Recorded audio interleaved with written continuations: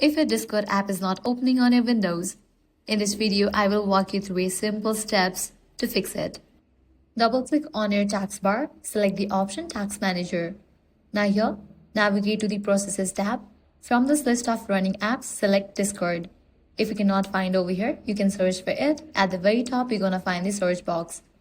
Once it appears, right-click on it and select the option End Task. Once you do that, you can try to launch your Discord. This might fix your issue. If this didn't work out for you, you can hit towards next step.